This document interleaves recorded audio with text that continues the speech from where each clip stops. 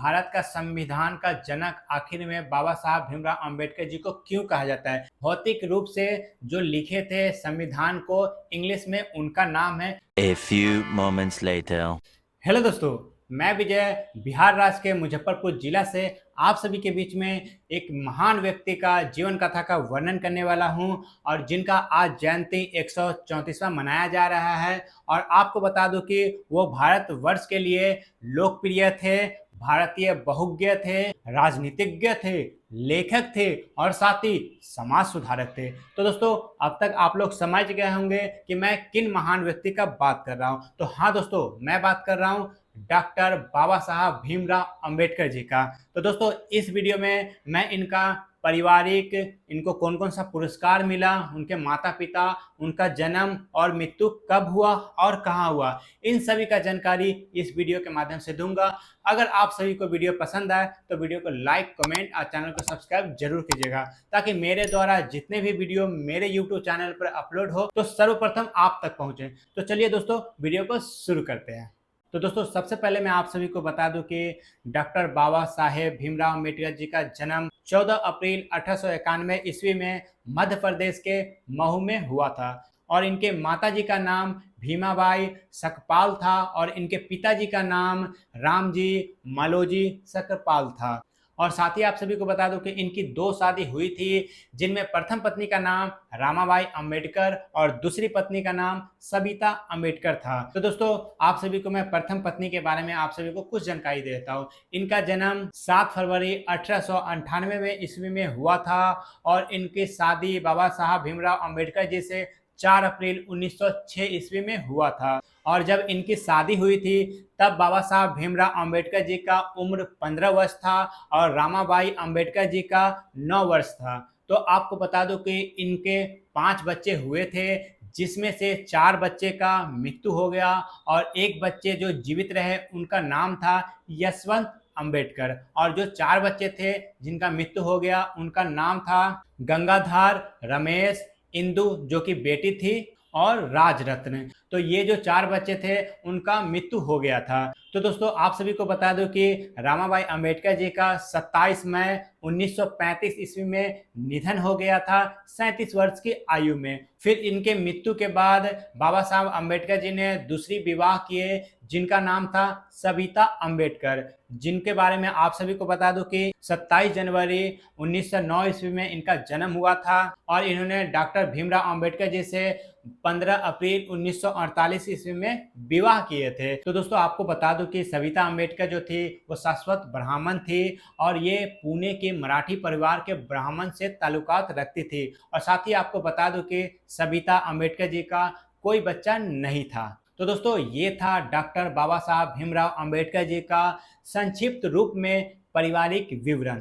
अब मैं आप सभी को इनको शिक्षा के बारे में विवरण देता हूं। और आपको बता दूं कि डॉक्टर बाबा साहब भीमराव अंबेडकर जी को शिक्षा लेना इतना आसान नहीं था, क्योंकि ये दलित परिवार से थे, जिसके कारण इन्हें और सब जो जाति के लोग थे घृणा दृष्टि से देखते थे। साथ ही आपको बता दूं कि मैं और कुछ बोल सकता था मगर बहुत लोगों को बुरा लग सकता है, क्योंकि अभी भी वैसे मानसिकता वाले लोग हैं, इसलिए मैं ज्यादा नहीं बोलूंगा। बस इतना कहूंगा, डॉक्टर बाबा साहब भीमराव अंबेडकर जी को बहुत कठिनाइयों का सामना करना पड़ा था। जैसे में जब वो स्कूल जाते थे शिक्षा लेने के लिए, तब उन पर कोई शिक्षक ध्यान तक नहीं देता था। साथ ही उनको क्लासरूम में अलग बैठा दिया जाता था, यहाँ तक पानी तक पीने में इनको प्रतिबंध था। अब आप इसी से अनुमान लगा सकते हैं कि कैसे व्यक्ति रहे होंगे। तो अब मैं आप सभी को बता दूं कि बाबा साहब भीमराव अंबेडकर जी अपना प्राथमिक शिक्षा 17 महाराष्ट्र से पूरा किए थे और इन्होंने माध्यमिक बॉम्बे के एल्फिस्टन हाई स्कूल से किए थे। और साथ ही आप सभी को बता दूं कि यहाँ डॉक्टर भीमराव अंबेडकर जी पहले दलित परिवार में से एक थे। फिर इन्होंने स्नातक की शिक्षा बॉम्बे के एल्फिस्टन कॉलेज से किए। फिर इसके बाद डॉक्टर बाबा साहब भीमराव अंबेडकर जी ने पोस्ट ग्रेजुएट की शिक्षा बड़ौदा के महाराजा सयाजी राव गायकवाड़ की छात्रवृत्ति से कोलंबिया विश्वविद्यालय और लंदन स्कूल ऑफ इकोनॉमिक्स में अर्थशास्त्र में डायरेक्टर की उपाधि प्राप्त किए। इसके बाद अतिरिक्त शिक्षा इन्होंने जर्मनी के बॉन विश्वविद्यालय में भी कुछ समय के लिए अध्ययन किए थे। और साथ ही आप सभी को बता दूं कि इनके पास टोटल 32 डिग्रियां थी, जो कि अपने आप में एक ऐतिहासिक उपलब्धि थी। और साथ ही आपको बता दूं कि इनको 9 भाषाओं का भी ज्ञान था। और फिर से आप सभी को यही बात बताऊंगा कि इतना करना इनके लिए आसान नहीं था, क्योंकि इनको जगह जगह पर भेदभाव, जातिवाद और भी बहुत सारी कठिनाइयों को झेलना पड़ा, तब जाकर एक महान हस्ती बने।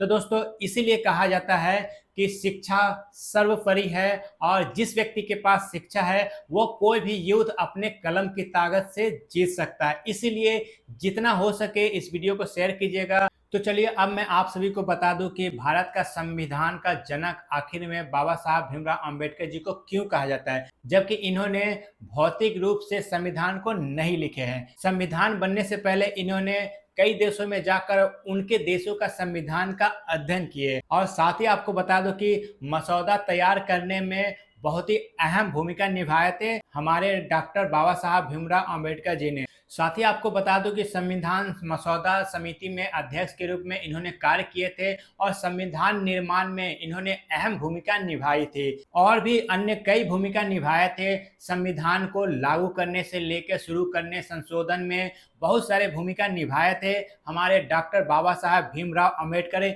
इसलिए इन्हें भारत के संविधान का जनक कहा जाता है। तो चलिए अब मैं आपको बता देता हूं कि भौतिक रूप से जो लिखे थे संविधान को इंग्लिश में, उनका नाम है प्रेम बिहारी नारायण राजयदा, जो कि इंग्लिश में इन्होंने लिखे थे और हर पेज पर अपना नाम भी लिखे थे। तो साथ ही आपको बता दूं कि संविधान को जो हिंदी में लिखे थे उनका नाम है वसंत कृष्ण वैद्य। साथ ही आपको बता दूं कि संविधान के पन्नों को शांति निकेतन के नंदलाल बोस और राम मनोहर सिन्हा और साथ ही उनके टीम मिलकर सजाए थे। साथ ही आपको बता दूं कि संविधान सभा ने 2 वर्ष 11 महीने और 18 दिनों में संविधान को बनाया था, और 26 नवंबर 1949 ईस्वी में संविधान सभा ने संविधान को अपनाया, और 26 जनवरी 1950 ईस्वी में संविधान को लागू किया गया, और अब तक संविधान में 106 बार संशोधन हो चुके हैं। 2025 के अनुसार संविधान में 251 पेज,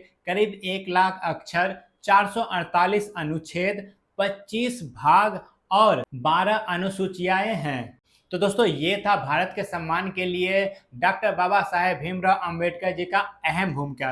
अब मैं आप सभी को बता दूं कि इन्होंने जितने भी महान कार्य किए हैं, इसके लिए इन्हें कई सम्मान से सम्मानित किया गया है, कई उपाधि भी दिए गए हैं। तो उनमें से जो मुख्य है मैं आप सभी को बीच में वही रखूंगा, और अधिक जानकारी के लिए आप डिस्क्रिप्शन में जाके पढ़ सकते हैं। तो मैं आपको बता दूं कि सर्वोच्च नागरिक का जो सम्मान है वो है हमारे भारत का भारत रत्न, और इन्हें इस सम्मान से सम्मानित किया गया है 1990 ईस्वी में। और साथ ही आपको बता दो कि भारत रत्न से सम्मानित महान लोगों के लिस्ट में इनका जो स्थान है 12वें स्थान पर है। तो दोस्तों, इसके बाद इन्हें बोधिसत्व का उपाधि से सम्मानित किया गया है, और साथ ही आपको बता दो कि इनके नाम के सम्मान में कई स्मारक बनाए गए, कई संग्रहालय के नाम भी है, और कई स्थानों के नाम भी है जो कि डॉक्टर बाबा साहब भीमराव अंबेडकर के नाम से जाना जाता है। और साथ ही आपको बता दूं कि इनके जो अनुयायी थे इन्हें जय भीम के नाम से संबोधित करते थे, साथ ही बाबा साहब के नाम से भी संबोधित करते थे। तो ऐसे इन्हें कई पुरस्कार और साथ ही कई उपाधि से भी सम्मानित किया गया है। तो दोस्तों, ये थे डॉक्टर बाबा साहब भीमराव अंबेडकर जी के उपाधि और सम्मान जो जो उनको मिले। अब मैं आप सभी को बता दूं कि बाबा साहब भीमराव अंबेडकर जी ने अनेकों पुस्तकें लिखे हैं, जिनमें से मैं आप सभी को मुख्य पुस्तक का नाम बताता हूं। जाति का विनाश, कौन थे शूद्र, रुपए की समस्या, मुख्य नायक, जनता, अधूप, पाकिस्तान पर विचार। तो दोस्तों, ये जो मैंने जितने भी पुस्तकें का नाम बताया, ये डॉक्टर बाबा साहब भीमराव अंबेडकर जी के मुख्य पुस्तकें थे। इसके अलावा और भी अन्य पुस्तकें इन्होंने लिखे हैं। तो दोस्तों, अब अंत में आप सभी को मैं बता देता हूं, डॉक्टर बाबा साहब भीमराव अंबेडकर जी का 6 दिसंबर 1956 ईस्वी को निधन हो गया लंबी बीमारी के कारण अपने दिल्ली के घर में, और इनका अंतिम संस्कार जो है मुंबई दादर चौपाटी पे हुआ, और वहीं इनका स्मारक भी बना हुआ है।